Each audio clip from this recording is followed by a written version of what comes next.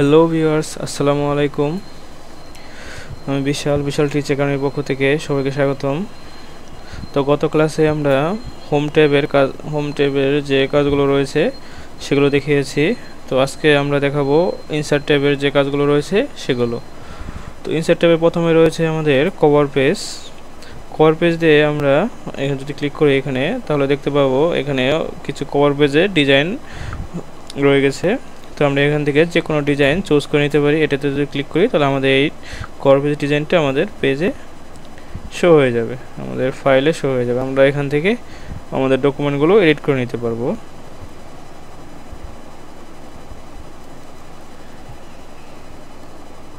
আমরা ডকুমেন্টগুলো এডিট করে নিতে পারবো। আচ্ছা, এই হচ্ছে আমাদের কভার পেজ। তারপর রয়েছে আমাদের, যদি আমরা এখানে ব্ল্যাঙ্ক পেজে ক্লিক করি তাহলে আমাদের নতুন একটি পেজ তৈরি হয়ে যাবে। তো কন্ট্রোল জেড দিয়ে আনডু করি। যদি আমরা পেজ ব্রেক দিতে চাই তাহলে আমরা এখানে ক্লিক করলে আমাদের পেজ একটা খালি হয়ে পরে বাকি অংশটুকু নিচে চলে আসবে। আমরা কন্ট্রোল জেড দিয়ে আনডু করি। আচ্ছা, তারপর রয়েছে আমাদের টেবিল। তো এটা হচ্ছে আমাদের খুবই গুরুত্বপূর্ণ একটা অংশ। টেবিল অংশে আমরা যদি টেবিল এড করতে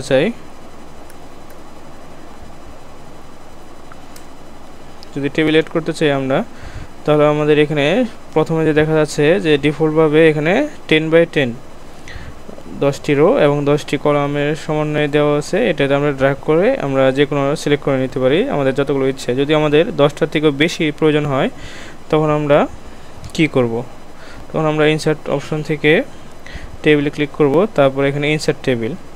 তো ইনসার্ট টেবিল এখানে লিখে দিব। যদি আমাদের এখানে 20টা কলাম প্রয়োজন হয় 20 লিখে দেব এবং নাম্বার অফ রো 20 লিখে ওকে উপরে ক্লিক করলে আমাদের 20টি রো 20টি কলাম তৈরি হয়ে যাবে।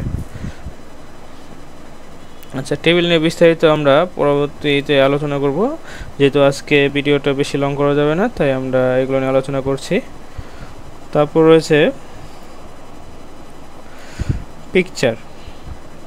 তো পিকচার আমরা কি করি, পিকচার যদি আমরা ক্লিক করি তাহলে এখানে দেখাবে আমাদের ডকুমেন্টে কোনো পিকচার ইনপুট দিতে হলে আমাদের পিকচারে ক্লিক করতে হয়।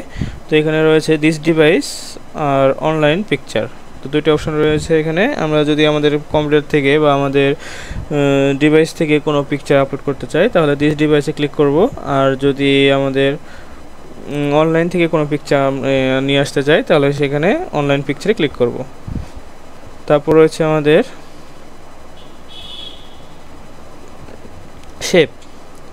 শেপে আমরা দেখতে পাচ্ছি বিভিন্ন রকম শেপ রয়েছে এখান থেকে আমাদের ইচ্ছে মতো যে কোনো শেপ আমরা অ্যাপ্লাই করতে পারি। যেমন আমরা যদি এই শেপটা অ্যাপ্লাই করি এখানে এটা হয়ে যাবে। হ্যাঁ, আমরা যদি চাই যে শেপটা পারফেক্টভাবে হবে তাহলে আমরা এখানে শেপে ক্লিক করে শিফট প্রেস করব, তাহলে এটা পারফেক্টভাবে হয়ে যাবে। আচ্ছা, এটা হচ্ছে আমাদের শেপ ইনসার্ট। তারপর হচ্ছে আইকন। আমরা যদি কোনো আইকন এখানে ইনসার্ট করতে চাই তাহলে আমাদের অনলাইনে আমাদের এখানে বিভিন্ন রকম আইকন দেখতে পাচ্ছি। এখান থেকে আমাদের ইচ্ছা মতো আমরা আইকনগুলো ব্যবহার করতে পারবো। ইনসার্ট, আমাদের এই আইকনগুলো অনলাইন থেকে নিয়ে আসা হয়, এই জন্য আমাদের এখানে ডাউনলোড হচ্ছে। আচ্ছা, এই হচ্ছে আমাদের আইকন। তারপর রয়েছে আমাদের 3D মডেল। 3D মডেল যদি আমাদের থেকে থাকে তাহলে আমাদের দিস ডিভাইস থেকে নিয়ে নিব, না হলে স্টক 3D মডেল এখান থেকে নিয়ে নেব। এটাও অনলাইন থেকে নিয়ে নেয়।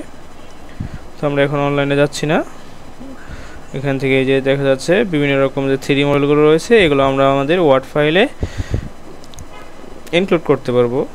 আচ্ছা, তারপর রয়েছে স্মার্ট আর্ট দ্বারা আমরা এখানে বিভিন্ন রকম যে চিত্রগুলো রয়েছে বা বিভিন্ন রকম যে ডিজাইনগুলো রয়েছে সেগুলো করতে পারবো। আচ্ছা, এখান থেকে আমাদের ইচ্ছা মতো আমরা যদি সিলেক্ট করে নিই, হ্যাঁ, আমরা এখান থেকে যে অলে ক্লিক করে আমাদের ইচ্ছা মতো আমরা যে কোনো ডিজাইনটা সিলেক্ট করে নিতে পারবো। যে কোনো ডিজাইন এখান থেকে সিলেক্ট করে নিতে পারবো। আচ্ছা, এখানে আসার পরে এই যে আসছে আমাদের এইটা ফরম্যাট করা, স্মার্ট আর্ট ফরম্যাট করা। এখান থেকে আমাদের ইচ্ছা মতো আমরা চেঞ্জ করে নিতে পারবো। স্মার্ট আর্ট ডিজাইন অ্যাড শেপে যদি ক্লিক করি তাহলে শেপ এখানে বাড়বে। তারপর অ্যাড বুলেট, তাহলে বুলেট বাড়বে এখানে। আর যদি টেক্সট পেনে ওপেন করতে চাই তাহলে এখানে কী কী টেক্সটগুলো আমরা লিখতে চাবো সেটা এখানে দেখাবে। তারপর রয়েছে প্রমোট, যদি আমি এখানে লিখি 1, পরেরটা লিখি 2, তারপরটি লিখি 3। এখন আমি 3টাকে যদি আমি ডিমোট করি তাহলে সেটা মিনিমাইজ হয়ে যাবে বা চলে যাবে, ডিলিট হয়ে যাবে। যদি প্রমোট করি তাহলে সেটা আবার চলে আসবে। তারপরে যদি আমাদের এই লেখাগুলোকে আমরা রাইট সাইডে নিয়ে আসতে চাই তাহলে রাইট টু লেফট ক্লিক করব, রাইট টু লেফট হয়ে যাবে। আচ্ছা, তারপর রয়েছে আমাদের 3টাকে যদি আমরা উপরে তুলতে চাই তাহলে এটা ক্লিক করলে মুভ আপ, উপরে উঠে আসবে। এবং আবার যদি আমরা মুভ ডাউন ক্লিক করি তাহলে এগুলো নিচে চলে যাবে। আচ্ছা, এই হচ্ছে আমাদের ক্রিয়েট গ্রাফিক্স। আচ্ছা, এখানে রয়েছে আমাদের লেআউট। আমরা এখানে এই যে স্মার্ট আর্টটা রয়েছে এটার বিভিন্ন রকম লেআউট চেঞ্জ করে নিতে পারবো আমাদের ইচ্ছে মতো। এখান থেকে আমরা আমাদের ইচ্ছে মতো চেঞ্জ করবো, আপাতত চেঞ্জ করছি না। তারপর রয়েছে আমাদের কালার, এখান থেকে আমরা আমাদের স্মার্ট আর্টগুলোর বিভিন্ন রকম কালার আমরা অ্যাপ্লাই করতে পারবো। এই হচ্ছে আমাদের বিভিন্ন কালার। তারপর রয়েছে আমাদের এখানে কালারের যে এগুলো রয়েছে স্টাইলগুলো রয়েছে, স্টাইলগুলো এখান থেকে অ্যাপ্লাই করতে পারবো। এই হচ্ছে আমাদের স্মার্ট আর্টের ডিজাইন। আচ্ছা, এখন আমরা আবার ইনসার্ট ট্যাবে যাই। তারপর রয়েছে আমাদের স্ক্রিনশট। আমাদের যদি ডিভাইসে কোনো স্ক্রিনশট থেকে থাকে তাহলে এইগুলো আমরা এখানে দিতে পারবো। তারপর অনলাইন ভিডিও মিডিয়া, এটা দ্বারা আমরা ক্লিক করলে অনলাইন থেকে কোনো ভিডিও এখানে সরাসরি লিঙ্ক করে দিতে পারবো। তারপর রয়েছে লিঙ্ক হচ্ছে হাইপার লিঙ্ক। যদি আমরা এখানে কোনো লেখা লিখি তার পিছনে একটা লিঙ্ক আমরা ইনক্লুড করে দেব, যেটাতে ওই লেখাতে ক্লিক করলে আমাদের সেই কাঙ্ক্ষিত লিঙ্কে চলে যাবে। সেই কাজটা এখান থেকে করা হয়। তো আপাতত এখন করছি না, কারণ আমাদের ভিডিওটা অনেক বেশি বড় হয়ে যাবে। তারপর রয়েছে কমেন্ট। আমরা যদি কোনো লেখা বা কোনো পিকচারে যদি এক্সট্রা কিছু লিখতে চাই, তার পিছনে কমেন্ট লিখতে চাই, সেটা কিন্তু শো করবে না, কিন্তু ওটা পড়ে দেখা যাবে, কেউ পড়তে চাইলে পড়তে পারবে। তো হচ্ছে কমেন্ট। তারপর হচ্ছে হেডার সেকশন, ফুটার সেকশন। হেডার সেকশনে ক্লিক করলে আমরা দেখতে পাচ্ছি বিভিন্ন রকম হেডার স্টাইলগুলো অ্যাপ্লাই হয়ে যাবে। তারপর হচ্ছে পেজ নাম্বার। পেজ নাম্বার যদি আমরা ক্লিক করি তাহলে আমাদের পেজ নাম্বারগুলো কোথায় থেকে থাকবে সেটা দেখাবে। তারপর রয়েছে আমাদের টেক্সট বক্স। আমরা যে কোনো লেখা লিখি, লেখার যে চারপাশে একটা বক্স থাকবে সেটা হচ্ছে টেক্সট বক্স। তারপর রয়েছে আমাদের এখানে কুইক পার্টে আমরা অটো টেক্সট, তারপরে ডকুমেন্ট প্রপার্টি, ফিল্ড হচ্ছে আমাদের যে বিভিন্ন রকম ফিল্ড আমরা, যেমন ধরেন ডেট ফর্মে ফিল্ডে আমরা ইনপুট করি।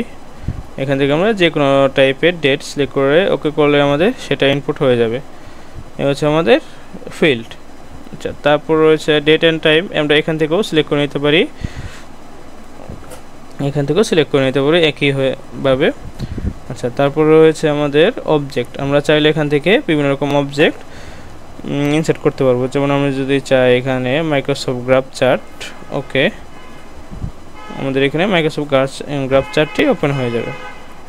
আচ্ছা, এটাকে আমাদের এডিট করার জন্য আমাদের সাথে একটা এক্সেল ফাইলে চলে আসবে। আচ্ছা, এই হচ্ছে আমাদের গ্রাফ চার্ট, বা এটা হচ্ছে আমাদের অবজেক্ট। তারপর রয়েছে আমাদের এখানে ইকুয়েশন। তো ইকুয়েশনগুলোতে রয়েছে আমাদের যে বিভিন্ন রকম যে ইকুয়েশনগুলো রয়েছে আমাদের ম্যাথমেটিক্যাল টার্মসগুলো, সেগুলো আমরা এখানে অ্যাপ্লাই করতে পারবো। আর রয়েছে আমাদের এখানে সিম্বল, আমাদের যে স্পেশাল ক্যারেক্টারগুলো যেগুলো আমাদের কিবোর্ডে সাধারণত থাকে না, সো সেই সিম্বলগুলো ইনসার্ট করার জন্য এখান থেকে আমরা যে কোনো সিম্বল সিলেক্ট করব। আমরা যদি আরও সিম্বল চাই তাহলে এখানে মোর সিম্বল ক্লিক করলে আমাদের সবগুলো সিম্বল দেখাবে। আমরা এটাকে আপ ডাউন করে দেখতে পারবো আমাদের কাঙ্ক্ষিত সেই সিম্বলগুলো। আচ্ছা, তো ভিউয়ার্স, আজকের ভিডিওতে আমি শুধুমাত্র আমাদের ইনসার্ট ট্যাবের যে অপশনগুলো রয়েছে সেগুলো নিয়ে সংক্ষিপ্ত আলোচনা করলাম। যদি এইটি নিয়ে বিস্তারিত জানতে চান তাহলে আমার কমেন্ট বক্সে ইয়েস লিখে কমেন্ট করে দিন, আমি পরবর্তীতে বিস্তারিত ভিডিও আপলোড করে দেব। ততক্ষণ পর্যন্ত ভালো থাকেন, সুস্থ থাকেন, দেখা হবে পরবর্তী ভিডিওতে। আল্লাহ হাফেজ।